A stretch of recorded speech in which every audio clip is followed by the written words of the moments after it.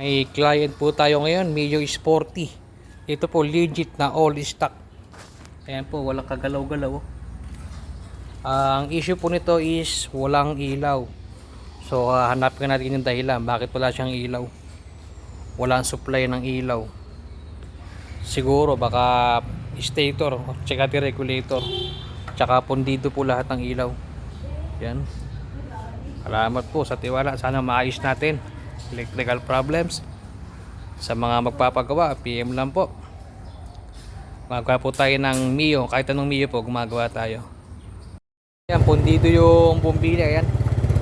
Ang sira is sira pa yung regulator. Nung dumating po ito dito kanina, ito pong headlight ito ay napakahina. Teka, papatayin ko muna. Ibabalik namin yung isang regulator. Pinakalagay pa ng regulator dito kay sir is replacement. Ewan ko kung anong laliman. Tanggalin mo nga muna yan. Okay, saksak nga ito ulit ha. Pakikita ko. Start mo. Start. Ayan. Wala pong iyan. Ganyan lang yung ilaw niya. Pag yung regulator na yun na nakasaksak po. Ayan. Pero pag yung bago, malakas yung ilaw. So, confirm. Yun po ang sira. Dahil wala naman putol yung wirings. All stock na all stock. Ayan, meron na pong headlight, taillight.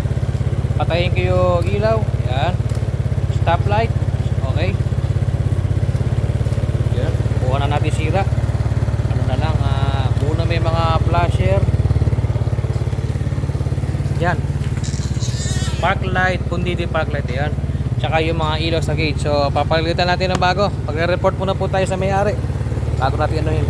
Kabili po tayo ng pyesa ni client at ikakabit po natin sa Mio Sporty. Ayan.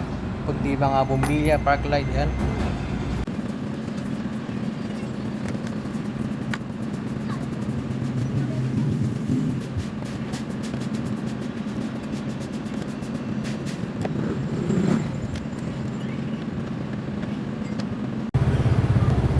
Okay na po yung Mio ng ating client. Ayan.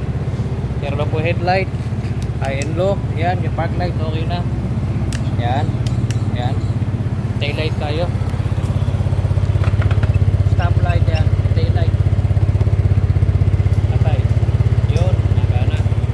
Tapos kanina nung nakalagay dito itong lumang regulator, ito hindi po nagkakarga yung battery niya. Yan. Pumakalo na po ng 14 volts ngayon. Kanina permis ng 12.5. Yan, charging. Yan, mamaya for ano na po ito, for release na to. Gagawin na lang po yung preno. Yan, salamat po sa tiwala.